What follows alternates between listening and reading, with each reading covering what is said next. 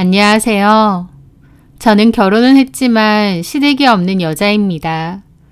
어떤 일련의 사건들 때문에 더 이상 시댁과 교류하고 싶지 않다고 했고 남편도 제 뜻을 받아들였거든요. 그래서 저는 시댁도 시어머니도 없다고 생각하며 살고 있습니다. 평소에 밝고 성격 좋다는 소리 많이 들으며 사는 저이지만 아니다 싶을 땐 칼 같은 면모도 있거든요. 저희 시어머니는 저를 부끄러워하고 창피하셨는데 제가 꾸역꾸역 며느리 자리 지키고 있을 이유는 없는 것 같아서 아예 인연을 끊은 것이죠. 제가 무슨 연유로 시댁과 인연을 끊게 된 것인지 그 사건에 대한 얘기를 해보려고 이렇게 사연을 보내게 되었네요. 저는 대학교 졸업 후 전공을 살려 토지 부동산 관련한 회사에 근무를 했었습니다. 업무량도 몹시 많고 불편한 분위기의 회사였습니다. 꾸역꾸역 5년 정도 다녔는데 회사를 다니는 동안 연봉은 나쁘지 않았지만 다니는 내내 스트레스가 너무 심했고 이 일이 저랑 적성에도 안 맞는다는 걸 매일 느끼며 억지로 다녔어요. 제가 다니는 동안 회사 내부에도 몇 차례의 크고 작은 변화가 있었는데 그런 과정 속에서도 스트레스를 너무 많이 받았습니다. 어느 순간 불면증도 심해지고 예민해지고 살은 자꾸 빠지고 스트레스로 대상포진까지 겪게 되었죠. 밝고 명랑하던 제가 회사 스트레스를 너무 많이 받고 힘들어하니 부모님은 회사를 그만두라고 하셨습니다. 고민 끝에 결국 퇴사를 하게 되었고 집에서 한동안 쉬게 되었어요. 5년이나 다녔지만 같은 일을 또 하고 싶지는 않고 그럼 앞으로 나는 뭘 해야 할까 고민하면서 집에서 취업 프로그램도 알아보고 나름 이것저것 찾아봤던 것 같아요. 그러면서 자연스럽게 부모님이 하시는 일도 아르바이트식으로 돕게 되었습니다. 저희 부모님은 식당 철거 사업을 함께 하시는데요. 폐업을 한 식당에 가서 집기들을 싸게 받아오고 세척 및 재정비를 해서 중고로 다시 판매를 하는 일이에요. 예전부터 하셨고 저도 바쁠 때나 방학 때는 한 번씩 가서 일을 도왔었죠. 그맘때 퇴사 후 집에서 지내면서 놀면 뭐하나 부모님이라도 도와드려야지 생각했고 그때부터 부모님 일을 돕기 시작했습니다. 그 일은 몸도 제법 쓰는 일이고 사장님들과 흥정도 해야 하고 쉬운 일은 아니었지만 저한테는 그 일이 재밌고 괜찮았습니다. 제 성격이 좀 유들유들한 편이라는 말을 많이 듣는데 그래서인지 사장님들하고 대화도 잘 통했고 중고 주방 집기들을 세척하고 새 단장하는 일도 보람되고 재밌었어요. 새로운 곳에 취업하기 전까지만 부모님 일을 돕자 생각하며 일을 했는데 하루는 아버지가 그러시더라고요. 그냥 취업 준비하지 말고 엄마 아빠랑 같이 일하자고요. 제가 사장님들도 잘 대하고 일도 빠릿빠릿 야무지게 잘하는 것 같답니다. 이 일이 수요가 꾸준해서 밥 굽는 일은 없을 거고 또 수익도 나쁘지 않은 거 알지 않느냐며 굳이 회사 다니고 사무직일 하지 말고 엄마 아빠 밑에서 같이 일하자고 하시더라고요. 원래 엄마 아빠는 제가 그냥 회사로 출근하고 사무직일 하는 걸 원하셨어요. 부모님이 장사를 하시는 거다 보니 저는 회사에 안정적으로 다녔으면 하시는 마음이 있었거든요.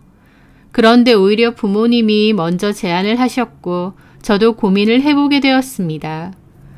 저한테 잘 맞는 일이고 또 부모님 밑에서 일을 하는 거다 보니 전에 회사 생활할 때처럼 사람 때문에 스트레스 심하게 받거나 힘들 것 같지는 않더라고요. 그렇게 저는 부모님과 일을 하게 되었고 보람차게 즐겁게 일을 했어요. 그러던 도중 고등학교 동창 모임이 있어서 나가게 되었습니다. 오랜만에 만난 친구들이 저보고 뭐하냐고 물어서 명함도 한 장씩 나눠주고 주변에 새로 창업하는 사람이나 중고집기 필요한 사람 있으면 소개해달라고 넉살 있게 홍보도 했죠. 한 친구는 식당 철거 사업하는 게 돈이 꽤 된다는데 자기도 끼워주라고 하기도 하고요. 그런데 그 와중에 동창 중 한 명인 민호가 제 명함을 빤히 보더라고요. 저는 장난을 쳤죠. 내 명함은 왜 그렇게 빤히 보는데? 너도 뭐 창업할 거야? 번듯한 대기업 다닌다면서. 아, 그냥 네 명함이라서 한번 본 거야. 하면서 민호는 명함을 잘 챙기더라고요. 넌 여전하다. 씩씩하고 명랑하고. 근데 나도 한동안은 우울했었어. 전 회사 다닐 때 정신적으로 너무 힘들었거든. 그래도 지금은 밝아 보여서 좋아. 나는 예전부터 네가 밝아서 참 좋더라. 좋아 보여? 그럼 네가 데리고 살던가. 저는 장난을 쳤고 다른 친구들은 와하하 웃었습니다. 저는 그런 식으로 가벼운 장난을 잘 쳤거든요. 그런데 웃고 넘기거나 내가 미쳤냐며 손사래를 칠 줄 알았던 민호는 갑자기 얼굴이 빨개지더니 당황하더라고요. 그 모습에 오히려 다른 친구들이 민호더러 진심으로 받아들인 거 아니냐며 진짜 연지 데리고 살라는 줄 알았나 보다라며 장난을 더 쳤죠. 그날은 그냥 웃으며 동창 모임을 끝냈는데 그 후 민호에게서 갑자기 연락이 왔습니다. 저희 가게 근처에 외근 왔다고 한번 보자더군요. 그렇게 만나서 커피를 한잔하게 되었어요. 저는 일하다가 와서 목장갑을 주머니에 넣고 급하게 왔죠. 민호는 일 때문에 이 근처에 올 일이 자주 있을 것 같은데 오면 한 번씩 연락해도 되느냐 물었고 저는 친구인데 당연하다고 언제든지 편하게 연락하라고 내가 철거 때문에 사무실에 없는 거 아니면 언제든 볼 수 있다고 웃으며 그랬죠. 그날 이후 민호는 꽤나 자주 놀러왔고 저도 스케줄이 맞으면 종종 봤습니다. 그땐 몰랐는데 민호는 저를 계속 좋아했었고 동창 모임도 제가 온다고 해서 온 거라고 하더군요. 외근도 일부러 저 때문에 자기가 자진해서 온 거였고요. 그 사실을 알게 되었을 때 놀랍기도 하면서 내가 뭐라고 나를 이렇게까지 좋아하나 싶기도 했습니다. 민호는 인물도 나쁘지 않고 학교도 좋은데 나왔던 데다 대기업에 근무하고 있었거든요. 형은 대학교 교수 준비하는 강사라고 했고 형수는 치과 의사라고 했습니다. 민호의 아버지는 돌아가셔서 없는데 원래 학교 교감 선생님이셨다고 하고요. 집안으로 보나 사람으로 보나 뭐 하나 빠질 것 없는 남자인데 제가 좋다고 수줍게 다가오니 놀라우면서도 고맙기도 했죠. 그렇게 저희는 잘 만나오고 있었습니다. 그러던 어느 날 그날은 데이트를 끝내고 제가 민호를 데려다 준다고 했습니다. 제가 일하는 곳으로 민호가 찾아왔고 데이트를 한 후 헤어지기로 했거든요. 보통은 민호가 저를 집까지 데려다 주는데 그날은 제가 특별히 데려다 주겠다고 했죠. 그렇게 민호 집 근처에 가게 되었어요. 민호가 어머님이랑 살고 있다는 집은 평수가 큰 아파트였습니다. 그렇게 앞에서 헤어지기 전 잠깐 얘기를 하는데 예, 민호야! 하고 누가 아른 체를 하더라고요. 보니까 민호 어머님이셨죠. 저는 놀라서 인사를 꾸벅 드렸습니다. 어머님도 아들이 웬 여자랑 서 있으니까 좀 놀라신 눈치였고 민호는 바로 저를 여자친구라고 소개했습니다. 그런데 하필이면 제가 그때 일하다가 민호를 만난 거라서 옷차림이 좀 그랬어요. 검은 티에 청바지, 좀 두터운 운동화를 신고 있었죠. 옷에는 먼지가 좀 묻어서 지저분하기도 했고요. 이렇게 어머님을 갑자기 보게 될 줄 알았다면 옷에 신경을 썼겠지만 생각도 못했거든요. 어머님은 저보고 여기까지 왔는데 잠깐 올라오라고 하셨고 그렇게 저는 엉겁결에 인사를 드리러 가게 되었습니다. 집 내부는 오래된 앤틱 가구들이 많더라고요. 어머님 취향이 고상하고 우아하신 편 같았죠. 널찍하기도 하고요. 어머님은 저에게 차를 한 잔 주셨고 앉아있는 저를 가만히 위아래로 훑어보시더라고요. 그러더니 우리 민호 여자친구라고요? 네, 옷차림이 자유분방하네. 나이는 몇이에요? 아, 저 민호랑 같은 고등학교 나왔습니다. 민호랑 동창이에요. 아, 그래요? 그러면 29? 네. 무슨 일이에요? 부모님이랑 같이 일하고 있습니다. 식당 철거 사업이라고 폐업한 식당 가서 집기들 사오고 중고로 다시 판매하고 그런 일이에요. 저는 해맑게 말씀드렸는데 어머님이 못 들은 거라도 들은 양 미간을 확 찌푸리시더라고요. 아, 철거? 그런 일이에요? 네. 보통 여자들이 잘 안 하는 일 아닌가? 아, 부모님이 하시니까요. 같이 하고 있습니다. 학교는 어디? 저는 제가 졸업한 학교를 얘기했더니 어머님은 표정이 또 안 좋으시더라고요. 우리 민호랑 같은 고등학교 나왔다더니 공부를 그렇게 잘하진 않았나 보네. 하시더라고요. 저도 좀 민망하기도 하고 멋쩍어서 어색하게 웃었죠. 어머님은 그 뒤로 저에게 아무것도 묻지 않았습니다. 그 어색하고도 차가운 분위기가 그래서 저도 차 한 잔 마시고 잘 마셨다며 인사드리고 나왔죠. 집에 돌아오는데 저를 보는 어머님의 눈빛이 너무 차가워서 많은 생각이 들더라고요. 어머님은 제가 마음에 안 든다는 것을 느낄 수 있었습니다. 그래서 마음이 심란하더라고요. 그 뒤에 남친에게 물어봤는데 어머님은 저에 대해 별 말씀 안 하셨다고 했습니다. 그때 내가 너무 마음에 안 드신 눈치였는데 정작 남친에게는 별 말씀 안 하셨다고 하니 의외였죠. 그런데 아니었습니다. 남친이 저에게 솔직하게 말을 안 한 것뿐이지 어머님은 남친에게 바로 헤어지라고 했던 모양이었어요. 제가 마음에 안 든다고요.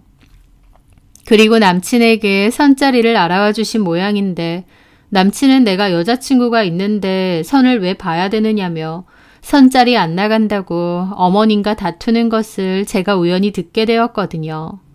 아, 역시 나를 마음에 안 들어 하셨구나 알게 되었죠. 게다가 그 후 어머님도 저에게 따로 연락을 하시기도 했습니다. 그리고선 민호가 이제 결혼 정년기라서 결혼할 만한 여자를 만나야 되는데 저를 만나는 게 시간 낭비 같다고 하시더군요. 저도 남친도 서로 결혼을 염두에 두고 진지하게 만나왔는데 저는 안중에도 없는 듯 저를 만나는 건 시간 낭비라고 표현하셔서 너무 큰 상처를 받았습니다.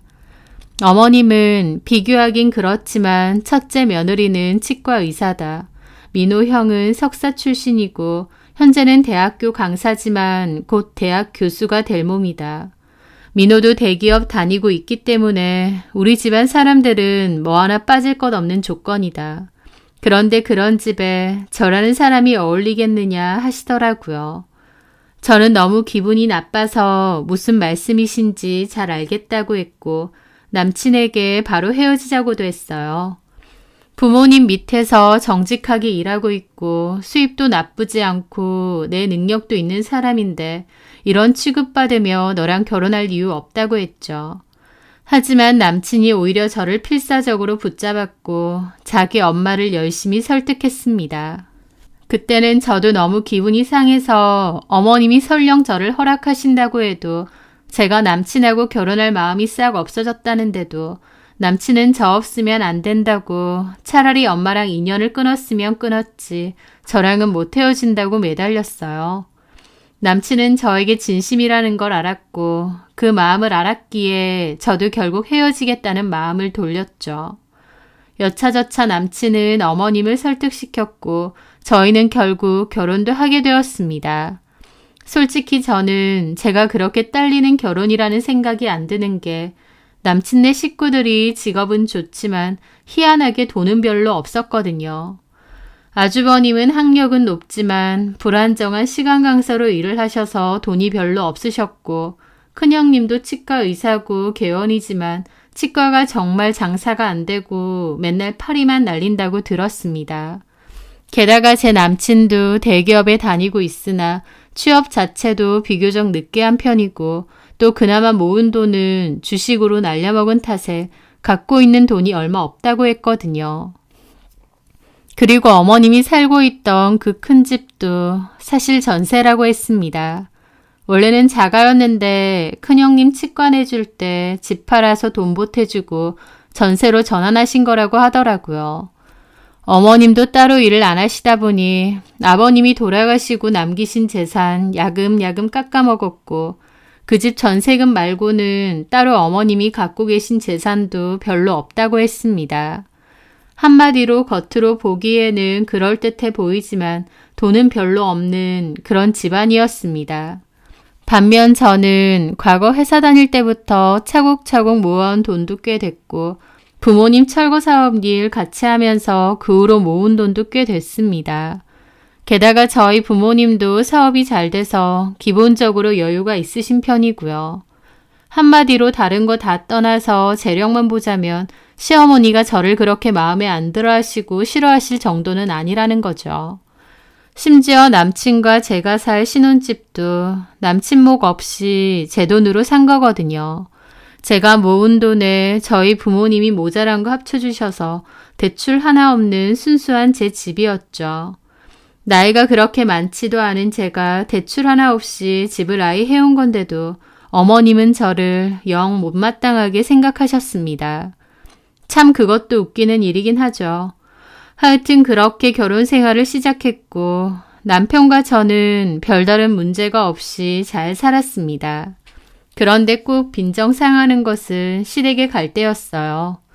어머님은 자주 저를 부르셨습니다. 아주버님과 형님은 바쁘다고 잘 안 부르시면서 저와 남편은 곧잘 부르셨어요. 특히 저는 시도 때도 없이 부르셨죠. 저를 별로 좋아하지도 않으시면서 부르기는 자주 부르신 겁니다. 만만했겠죠, 제가. 시댁에는 제사가 많았는데 제사 음식 준비하는 것도 거의 저만 시키셨습니다. 너네 형님은 치과 운영한다고 바쁘지 않느냐 하시면서요. 하지만 그 치과 진짜 장사 안 되고 환자도 없는 걸로 동네에서 유명한데 뭐가 그렇게 바쁜진 모르겠지만 어쨌든 어머님은 집안 행사나 허드렛 일 할 때는 꼭 저만 부르셨습니다. 음식 준비 같은 건 다 저 시키고 형님과 아주버님은 나중에 와서 얼굴만 빼꼼 비추는 게 다였죠.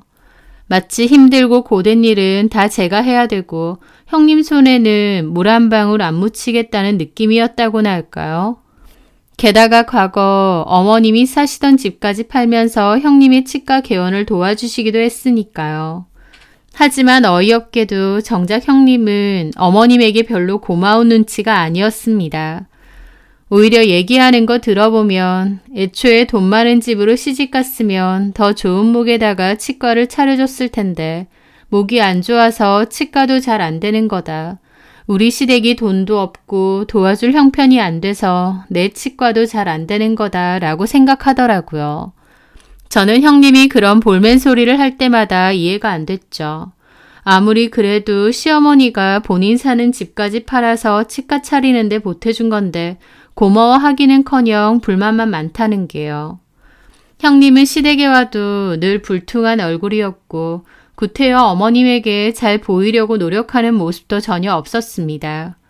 늘 불만이 많이 보이는 얼굴이었고 어머님 말에 어쩔 땐 대꾸도 잘 안 했어요. 아니면 거의 단답으로만 대답하고요. 형님이 은근하게 어머님을 무시하는 게 느껴졌는데도 그럼에도 어머님은 그저 형님을 좋아하셨습니다. 어딜 가든 누굴 만나든 우리 아들은 대학 교수고 며느리는 치과 의사다라는 얘기를 꼭 하셨거든요. 첫째 아들과 며느리 자랑하는 건 그렇다 치는데 저는 마치 없는 사람처럼 지우고 싶어 하셨어요. 심지어 한 번은 집에 TV 고치러 온 수리기사님한테도 큰아들은 교수고 큰 며느리는 치과 의사다라는 자랑을 하시더라고요. 그날 저보고 집에 수리기사 오니까 같이 좀 있게 시댁으로 오라고 연락을 하셔서 저도 일 마치자마자 시댁으로 갔었는데요. 막상 가보니 어머님이 수리기사님에게 자랑을 하고 계셨던 거죠. 치과 갈 일 있으면 우리 며느리가 하는 치과 한번 가봐요. 실력도 좋고 가격도 딴 데보다 싸. 보통은 어머님이 자랑을 하셔도 대충 들으시는데 그 수리기사님은 성격이 좋으신지 어머님 얘기를 잘 들어주시더라고요. 그러면서 어머님에게 자식 농사 잘 지어서 좋으시겠다고 웃으시더라고요. 그러면서 서 있는 저를 가리키면서 아, 저분이 며느리세요? 라고 묻는 겁니다. 그런데 그 순간 어머님이 표정을 확 굳더니 내가 말한 건 제 아니고요. 우리 며느리는 지금 치과에 있죠. 병원을 어떻게 비워요? 그리고 딱 봐도 제가 의사처럼 보여요? 그러시는 겁니다. 저는 TV 수리기사님 드리려고 주스 들고 오다가 그 소리 듣고 기분이 확 안 좋아지더라고요. 수리기사님도 멋쩍은 표정을 지으시더니 그럼 따님이세요? 하시는 겁니다. 아니, 그런 건 아니고 쟤도 뭐 며느리긴 한데 둘째. 아, 그러시구나. 둘째 며느님은 뭐 하시는데요? 그런데 어머님이 그 질문 듣자마자 일 안 해요. 집에 있어요. 가정주부. 하시더라고요. 저도 일하는데 제 일은 인정하지 않는 것처럼 바로 저렇게 말하시는데 너무 기분도 나쁘고 속상했죠. 그래서 나중에 어머님에게 저도 말씀드렸습니다. 어머님, 저도 일하는데 아까 왜 그렇게 말하셨어요? 아니, 그럼 첫째 며느리는 치과 의사라고 했는데 둘째 며느리는 철거 노가다 한다고 얘기하란 말이야? 쪽팔리게. 라고 하시는 겁니다. 제 일을 의도적으로 비하하시고 쪽팔리다고까지 표현하시는데 저도 너무 기분이 나빴죠. 어머니, 말씀이 너무 지나치시네요. 제 일이 어때서요? 내가 틀린 말 했니? 저는 어머님의 태도와 말에 상처를 크게 받았습니다. 제 일 하면서 어른들 만날 일이 많은데 보통 어른들은 제가 싹싹하고 성격이 좋다며 저를 좋아하셨어요. 그래서 저도 나름 어른들에게 예쁨 받는 성격이라는 자부심이 있었고 어머님에게도 애교 있게 잘하고 싶었습니다. 그래서 더더욱 어머님이 오라고 하시면 가고 이런저런 선물도 해드리고 몸에 좋은 건강식품 챙겨드리고 제 딴에는 애살 있게 노력을 한 거였어요. 어머님과 잘 지내려고요. 그런데도 저희 어머님은 제가 무슨 노력을 하는지는 하나도 안 보시고 그저 저를 비하하고 창피해하시기만 하더라고요. 어머님은 제가 드리는 100만 원짜리 코트보다 형님이 드리는 10만 원짜리 스카프를 더 애지중지하고 자랑하시는 분이었습니다. 처음에는 저도 결혼 반대하시다가 허락해 주셨으니 그만큼 잘해야겠다. 예쁨 받는 며느리 되고 싶다는 생각에 노력했는데요. 그런 일이 차츰 쌓이면서 스트레스도 많이 받고 기분도 너무 상하고 내가 뭐 때문에 이렇게 일방적으로 노력을 해야 하나 싶더라고요. 형님은 고기와 낫시 취급하고 저는 막 부려도 되는 무술이 취급하시는데요. 그래서 저도 언젠가부터 어머님이 부르셔도 꼭 중요한 일 아니면 안 갔고 어머님께 너무 잘하려고 나 혼자 노력할 필요는 없겠다. 그저 기본만 하자는 결심까지 했습니다. 어머님은 또 그거대로 섭섭하다며 저희 남편에게 제 욕을 하고 하소연을 하셨죠. 네 처는 초반에는 잘하려고 하더니 이제는 시어머니고 뭐고 무시한다며 내가 이럴 줄 알았다고 그러셨대요. 첫째 며느리인 형님은 아무것도 안 해도 섭섭한 게 전혀 없으시고 그저 저한테만 섭섭한 게 많으셨죠. 저희 남편도 제가 많이 노력했지만 어머님이 저를 계속 무시한다는 걸 알았기에 오히려 어머님에게 뭐라고 하고 제 편을 들었지만요. 저도 사람인데 마음도 안 알아주고 무시를 일삼는데 일방적인 노력을 계속하고 싶겠나요. 그래도 며느리이기 때문에 기본적인 행사도 챙기고 도리도 했습니다. 안부 전화도 나름 드리고 좋아하시는 식품 같은 것도 이전만큼은 아니더라도 챙겨드렸고요. 한마디로 며느리로서 뭘 아예 안 한 건 아닙니다. 하여튼 그러던 어느 날 또 제사가 있어서 가게 되었는데요. 형님과 아주버님은 또 늦게 오셔서 절만했죠. 그런데 식사를 하던 도중 어머님이 내가 며느리들 주려고 선물 하나씩 큰맘 먹고 샀다. 라고 하시는 거예요. 갑자기 선물? 의아했죠. 어머님은 방으로 들어가시더니 종이 가방 2개를 들고 오셨어요. 그런데 종이 가방에는 명품 로고가 있더라고요. 그걸 보고 저희 남편도 웃으면서 오, 엄마가 웬일이셔? 뭐가 웬일이야. 선물인데 아무거나 해서 되겠니? 자, 하나씩 해라. 하면서 종이 상자 2개를 바닥에 내려놓으셨어요. 저는 어머님이 나한테도 선물을 다 주시네 싶어서 괜스레 감동을 받고 둘 중 하나를 챙기려는데 갑자기 어머님 눈이 희번뜩 하더니 아, 잠깐만! 하고는 제가 챙긴 종이 상자 안을 보는 겁니다. 그러더니 황급히 아, 둘째 거는 이거다. 디자인이 좀 달라. 내가 너네한테 맞는 걸로 골랐거든. 그러시더라고요. 저는 아, 그러시구나 생각하면서 바닥에 놓여진 다른 종이 상자를 챙겨왔죠. 저는 처음으로 받은 선물이라 괜스레 기쁜데 형님은 뚱했습니다. 이게 뭐예요? 직접 봐라, 뭔지. 그렇게 형님과 저는 상자를 뜯어봤는데 선물은 다름 아닌 명품 지갑이었습니다. 저는 좀 놀랐고 형님은 시큰둥했죠. 어머나, 지갑이네. 감사해요, 어머니. 저 지갑 있는데요. 아, 니 거 보니까 좀 낡았더만. 이번 기회에 이걸로 바꿔. 명품 아니야. 이거 비싼 거다.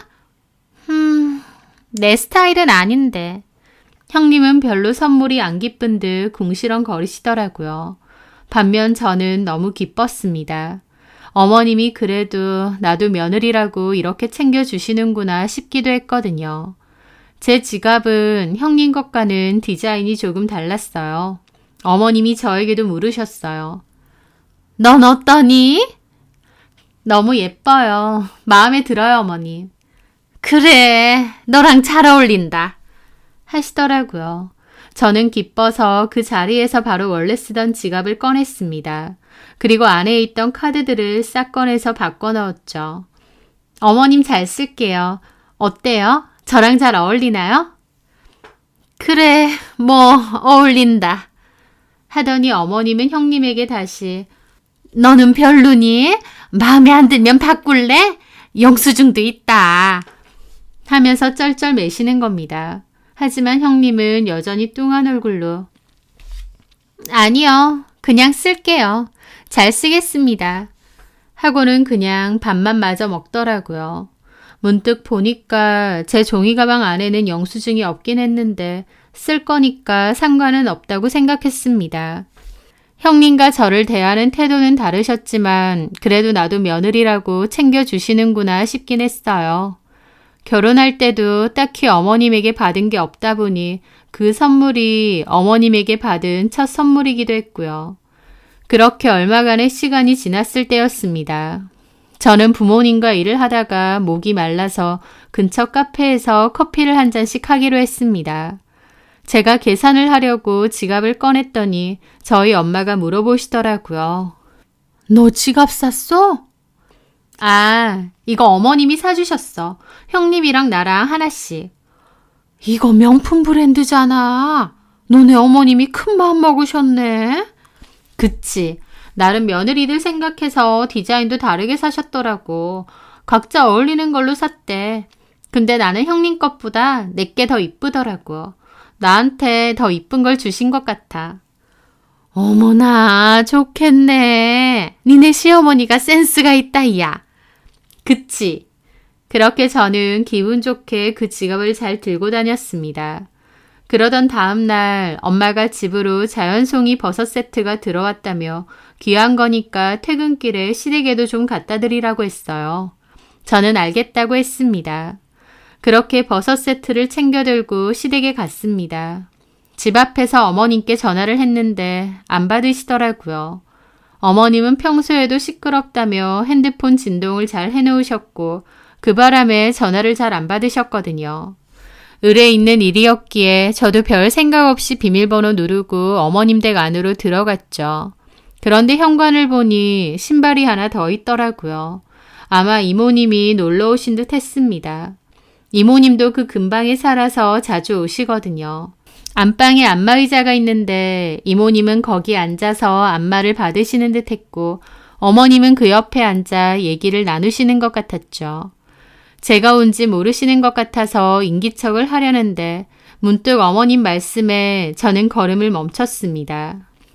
내가 미쳤다고 두 개 다 그 비싼 걸 사? 돈이 얼마짜린데? 첫째 거는 백화점에서 산 거고 둘째 개 건 짝퉁 시장 가서 대충 산 거야.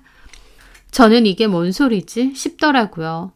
아우, 짝퉁 시장에서 사면 티나지. 니네 둘째가 모르든? 모르지 언니. 지가 어떻게 할 거야. 그런 거 잘 알지도 못하고 사본 적도 별로 없을 건데. 그래도 둘째 며느리네가 돈은 좀 있다며. 그래봤자 노가다로 번 거. 아이고. 아무리 그래도 너도 참 너다. 가만 보니까 그래도 둘째 걔가 너한테 잘하는 것 같던데. 솔직한 말로 너네 첫째 며느리는 애가 정도 없고 싸가지도 없고 네가 전에 네 며느리 치과 가서 치료받으라고 했잖아. 싸게 해줄 거라고. 싸게는 개뿔. 마지못해 한 5만 원인가 빼줬나? 그리고 왜 그렇게 치료를 못하니? 아파 죽는 줄 알았다. 뚱해가지고 설명도 제대로 안 해주고. 그러니까 장사가 그렇게 안 되지. 치과가 그렇게 팔이 날리기 쉽지 않어. 아니 언니는 왜 남의 며느리를 욕해? 실력이 너무 없으니까. 공부머리만 있나 봐. 뭐가 없어. 나는 걔한테 치료받으면 세상 시원하구만. 아이고, 내가 웬만하면 조카 며느리니까 거기 가서 치료받고 싶은데 싹퉁 바가지인데다 비싸고 장비도 영 옛날 것 같고 내가 다시는 안 간다. 아이고 참. 너도 참 그래. 이왕 줄 거 며느리 둘밖에 없는 거 둘째도 좀 잘 챙겨주지. 그걸 기어코 짝퉁 시장 가서 사오냐? 그게 더 번거롭겠다. 나중에 걸리면 너 어떤 낯으로 며느리 보려고 그래. 걔는 모른다니까. 그리고 보면 뭐 지가 어쩔 건데. 그 지갑이 언니 백화점서 사면 100만 원이 넘어요. 근데 그걸 두 개나 사면 돈이 얼마야. 짝퉁 시장 가면 7만 원이면 사는 걸. 대신 백화점에서 큰애 지갑 사면서 종이 가방은 2개 달라고 했다. 종이 가방은 진퉁이야. 그 안에 넣으니까 감쪽같이 뭐. 으이구 심보하고는. 그 얘기를 밖에서 듣는데 너무 기가 막히더라고요. 어머님은 형님에겐 100만 원짜리 진품을 사주셨고 저한테는 7만 원짜리 가품을 사주신 거였어요. 아, 그래서 종이 가방을 바꿔들었을 때 즐겁을 하신 거구나. 그래서 내 종이 가방 안에는 영수증 한 장 없었던 거구나. 그제야 알겠더라고요. 너무 기분 나쁘고 화나고 시어머니가 나를 이런 취급하는데 나는 시어머니가 나 생각해서 선물 줬다며 그렇게 자랑하고 기뻐하고 또 버섯들이려고 일부러 찾아오고 진짜 비참하고 기분이 너무 더럽더라고요. 진짜 너무한 거 아닌가 싶고요. 그런데 그 순간 이모님이 밖에 서 있는 저를 발견하곤 화들짝 놀라셨어요. 다시 어머나! 그 순간 어머님도 저를 보시더라고요. 둘째 며느리 아니야? 네, 안녕하세요. 너 언제 왔니? 어머님도 당황하신 표정이더라고요. 방금 전까지 제 얘기하고 있었으니 당황스러우셨겠죠. 좀 전에요. 엄마가 버섯 좋은 게 들어왔다고 해서. 그러자 어머님은 이모님 눈치를 힐끗 보더니 나오시더라고요. 그리고는 제 손에 들린 버섯을 받아가려는데 제가 확 뿌리쳤습니다. 가만 생각해보니 제가 잘못 생각했네요. 부끄러운 노가다꾼 며느리가 주는 선물 별로 반갑지도 않으실 텐데. 제 말에 어머님도 헛기침을 하시더라고요. 다 들었니? 네, 다 들었습니다. 저한테 주신 지갑은 가품이고 저한테는 그런 거 줘도 된다고 하신 것까지요.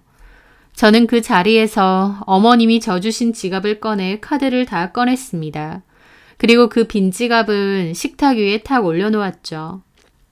너 지금 뭐하니? 어머님, 저도 사람이에요. 제가 왜 어머님한테 이런 취급 받아야 되는지 모르겠습니다. 저 이만 가보겠습니다. 야! 어쨌든 마음 써서 선물해 준 건데 이게 무슨 버르장머리야! 마음 써서요? 예, 마음 쓰셨죠. 제 선물은 꾸역꾸역 짝퉁시장 가서 사시고요. 어머님, 그러시는 거 아니에요. 저 결혼한 지 그렇게 오래는 안 됐어도 나름 어머님께 이런저런 선물 많이 챙겨드렸어요. 그런데도 저한테 처음으로 선물 하나 주신 거면서 기어코 짝퉁이요. 차라리 형님도 똑같이 짝퉁 시장에서 사셨다고 하면 이해합니다. 근데 형님 거는 백화점에서 100만 원 주고 제 거는 기어코 짝퉁 시장 가서 7만 원짜리요. 이런 거 저도 제가 모를 거라고요? 네, 몰랐네요. 어머님이 처음으로 주신 선물이라 애지중지했고 주변에 자랑도 했고 감사하게 잘 썼어요. 근데 이게 저를 판단하시는 어머님의 진짜 마음이라고 생각하니 참 기분 그렇네요. 저도 너무 화가 나서 따졌습니다. 결혼하고 나서 기분 나쁜 일 많았지만 웬만해선 좋게 웃어 넘겼어요. 하지만 저도 그때는 너무 화가 나더라고요. 어머님은 괜히 더 펄쩍 뛰고 난리를 치더군요. 몰랐으면 된 거 아니야. 여태까지 몰랐잖아. 당연히 모르죠. 며느리 둘 있는데 한 명한테만 일부러 갓품 사준다고 누가 생각하나요? 수준에 맞게 사준 거다. 네? 네가 비싼 명품 지갑 사줘봤자 철거 현장이나 들고 다니겠지. 지갑이 뭐 별거예요? 화장실을 들고 가든 공사판을 들고 가든 그게 뭔 상관이라고요. 아이고 무섭다. 시어머니한테 따지는 꼴 봐라. 선물 주고도 욕먹네 내가. 네, 이런 선물이면 안 받습니다. 그래서 돌려드리는 거예요. 그렇게 싸우고 있으니 이모님이 눈치를 보고는 어머님을 말리시더라고요. 예, 너도 잘못했어. 니네 며느리가 기분 나쁠 만해. 아, 왜 나한테 그래? 솔직히 마음 가는데 돈도 가는 거지. 그 말에 저는 코웃음 쳤습니다. 맞습니다, 어머님. 마음 가는데 돈도 가는 거 맞아요. 그래서 저도 더 이상 어머님한테 돈 한 푼 안 쓰려고요. 아이고, 누가 들으면 대단한 돈이라도 쓴 줄 알겠어. 뭐? 영양식품? 옷? 다 필요 없어. 네, 잘 알겠습니다. 더 이상 어머님에게 돈 들어가는 거 이런 한 푼도 없이 하겠습니다. 어머님도 둘째 며느리 돈은 원치 않으실 테니까요. 저는 그 즉시 남편에게 전화를 걸었습니다. 난데 어머님 전세금 도와드리기로 한 거 그거 못 도와주겠어. 없던 일로 하자. 그 말에 어머님과 이모님도 눈이 휘둥그레지시더라고요. 이게 무슨 얘기냐고요. 사실은 어머님이 현재 살고 있는 전셋집 집주인이 이번 재계약된 전세금을 올려달라고 했거든요. 꽤 많은 금액을 한 번에 올려달라고 했고 그게 안 되면 전세 종료하고 나가달라고 했습니다. 들어올 사람은 많다고요. 그래서 어머님도 저희 남편하고 집을 좀 알아보셨다는데 어머님 전세금으로는 작은 평수의 아파트밖에 안 됐습니다. 하지만 어머님은 작은 집 살기 싫다고 지금 집이 좋다고 계속 살고 싶다고 그러셨대요. 그래서 올린 전세금을 더 지불하더라도 더 살았으면 하셨는데 저희 남편이 전세금을 마련해 보겠다고 했습니다. 어머님은 둘째 아들이 돈이 좀 있다고 생각하셨거든요. 대기업에 다니고 있고 신혼집도 제 돈으로 했으니까요. 하지만 사실 저희 남편 주식으로 모은 돈 날린 지 오래고 여윳돈 전혀 없습니다. 어머님한테 그때까지도 말을 못했을 뿐이죠. 그래서 남편이 저에게 얘기를 했고 대출을 받아서 도와드려도 되겠느냐 물어보는 겁니다. 저는 처음에는 거절을 했어요. 여력이 안 되시는데 굳이 왜 그 큰 집에서 계속 사셔야 되냐고요. 하지만 그 후 지갑 선물을 받고 마음이 달라졌던 저는 대출 받지 말고 내가 해드리겠다고 했습니다. 지갑 그게 뭐라고 하실 수도 있지만 제 딴에는 어머님이 며느리들을 똑같이 생각하시는구나, 내 생각도 하시는구나 싶어서 꽤나 감동이었거든요. 저는 여윳돈도 있었기에 필요한 전세자금은 제가 해드리겠다고 한 거죠. 남편도 그런 줄 알고 어머님에게 전세자금 모자란 거 해주겠다고 한 거고요. 하지만 더 이상 제가 그렇게 할 이유가 없잖아요. 남편은 갑자기 왜 그러냐고 하길래 당신 어머님 차별하는 방식도 가지가지라고, 어머님에게 돈 한 푼 안 드릴 거라고, 그리고 더 이상 며느리로서의 역할도 더는 안 할 거라고 했습니다. 그렇게 전화를 끊었고 버섯 세트를 챙겨들고 신발을 신었어요. 어머님은 뒤에서 네가 돈이 많으면 얼마나 많으냐, 오냐 가라, 이제야 본색이 나오네 하시면서 색 난리를 피셨어요. 이모님이 말리고 있는데도요. 저는 싹 무시하고 다시는 이 집 올 일 없을 거고 어머님 보는 일도 없을 거라고 마음에 안 드는 둘째 며느리는 없다 생각하고 사시라고 하고 나왔습니다. 집으로 가는데 얼마나 기분 더럽고 화가 나던지요. 남편은 집에 오자마자 이유를 물었고 저는 오늘 있었던 일을 다 얘기해 주었습니다. 남편도 경악하더라고요. 화가 나서 바로 어머님한테 전화했고 왜 지갑 그딴 걸로 사람을 차별하느냐고 차라리 지갑 살 돈이 부족하면 얘기를 하던가 왜 그런 걸로 차별하고 사람 빈정상하게 하느냐고 난리를 치며 따졌습니다. 어머님도 막 변명을 한 듯 했고 더불어 아까 제가 한 얘기가 궁금하셨던지 물어보신 것 같더라고요. 당신 전세금 네가 아니라 둘째 며느리 돈으로 주려고 했던 거냐고요. 남편은 이실직고 했습니다. 사실은 나 돈 없다고, 주식으로 돈 날렸고 이제 손 뗐다고, 대출이라도 받으려고 했는데 연지가 좋은 마음으로 엄마 전세금 도와주려고 한 건데 이 일 때문에 연지도 마음의 문을 닫았다고, 그리고 본인도 왜 대출까지 해서 엄마를 도와줘야 되냐 그러더군요. 톡 까놓고 엄마도 여지껏 형하고 형수한테만 다 퍼주지 않았냐. 형은 결혼할 때도 돈 해주고 형수 치과 개원할 때도 돈 보태줘 놓고 우리는 결혼할 때 이런 한 푼 안 보태주지 않았냐고. 전세금 모자란 건 우리가 아니라 형이나 형수한테 받으라고 소리를 지르더라고요.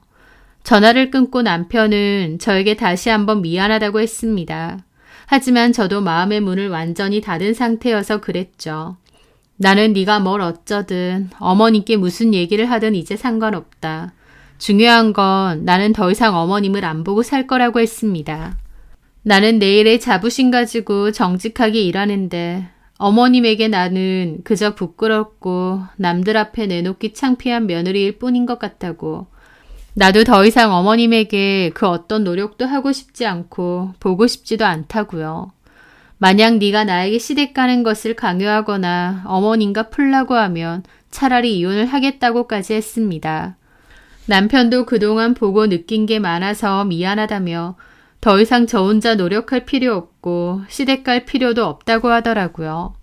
저는 그날 이후 정말 시댁에는 발길을 딱 끊었습니다. 남편도 어머님에게 돈도 없고 못 도와드리겠다고 다시 한번 전했고 형한테 얘기해보라고 했대요. 그랬더니 어머님은 화가 나서 남편에게 너도 둘째 며느리랑 똑같다. 네 마누라 편든다고 엄마는 보이지도 않느냐. 자식 키워봤자 다 필요 없다. 너도 더 이상 오지 마라 그러셨다네요. 큰아들한테 얘기하면 된다고 생각하셨던 것 같은데 결론적으로 아주버님도 형님도 어머님 전세금에는 이런 한 푼 보태지 않았습니다. 냉정하게 거절했다더군요. 어머님은 결국 이사를 가기로 했고 그나마 기댈 때는 둘째 아들밖에 없었는지 집 좀 구해달라고 다시 연락을 하셨어요. 결국 남편이 어머님 전세금에 맞춘 집을 구했는데 작고 오래된 아파트였습니다. 그게 그나마 최선이긴 했지만 어머님은 자기가 평생 큰 집에서 살았는데 이런 작고 낡은 집에서 어떻게 사느냐며 엄청 싫어하셨대요. 그러면서 아주버님과 형님에게 치과 개원할 때 보태준 돈 도로 내놓으라고 하셨다네요. 당연히 아주버님과 형님은 돌려줄 돈 없다고 나오고 어머님은 소송을 해서라도 돌려받을 거니 좋은 말 할 때 내놓으라고 하셨대요. 그렇게 어머님과 아주버님네도 심한 갈등이 생겼다고 했습니다. 어머님은 자기가 집까지 팔아가며 도와줬는데 이제 와서 모른 척한다며 꺼이꺼이 우셨다는데 솔직히 저는 어머님이 뭐가 그렇게 억울하신지 모르겠네요. 형님을 지켜보셨으면 형님이 어떤 분인지 잘 아셨을 겁니다. 어머님 뭘 해준다고 형님이 고마워할 뿐이 아니라는 거 어머님이 가장 잘 알았을 거예요. 그럼에도 어머님 본인이 치과의사 며느리 얻었다는 게 만족스러워서 스스로 기꺼이 다 내어주신 거 아닌가요? 직업으로 사람 무시하고 차별할 땐 언제고 본인이 자초한 거면서 이제 와서 억울해하고 분통 터져 하신다는 게 참 어이가 없더라고요. 어머님은 아주버님 내에 소송 얘기까지 했고 변호사 상담도 받은 모양인데 결론적으로 어머님이 자진해서 증여한 거고 돌려받을 수 없다는 결론이었습니다. 그래서 애초에 소송도 안 된대요. 하지만 그 일로 아주버님네와도 완전히 틀어져서 아주버님네와 어머님도 잘 안 본다고 하더라고요. 그래서 어머님을 찾아오는 사람은 기껏해야 둘째 아들밖에 없게 되었습니다. 어머님이 지갑 하나 선물해줬다고 그렇게 기뻐하고 어머님 전세금까지 도와주려고 했던 어리석고 단순한 인간이 바로 접니다. 저한테 좀 더 마음을 베풀고 잘해주셨다면 얼마든지 저하고 좋은 고부 사이로 잘 지낼 수도 있었을 거예요. 저한테 효도받고 챙김 받으시면서요. 저는 어머님께 받은 게 아무것도 없다는들 그래도 잘 지내고 싶고 잘하려는 마음이 있었으니까요. 하지만 혼자서 며느리들 금 나누고 심지어 저는 부끄러워하고 못마땅해 하셨으니 저 또한 시댁도 시어머니도 없다 생각하고 살게 된 겁니다. 이혼을 했으면 했지 어머님을 다시 보는 일은 제 평생 없을 거예요. 남편도 제 단호한 마음은 잘 알고요. 어머님 안 보고 사는 거 저로서는 크게 아쉬울 것도 힘들 것도 없습니다. 오히려 편하고 좋죠. 그래서 여태까지도 그렇게 지내왔고 앞으로도 계속 이렇게 지낼 생각입니다. 어머님도 그렇게 자랑스러워하던 큰아들 큰며느리한테 외면도 당해봤으니 이 일로 깨달으신 게 많지 않을까 싶네요. 저는 어머님은 더 이상 포함되지 않은 제 가족들에게 잘하고 제일 열심히 하며 그렇게 살아가려 합니다. 제 사연 들어주셔서 감사합니다.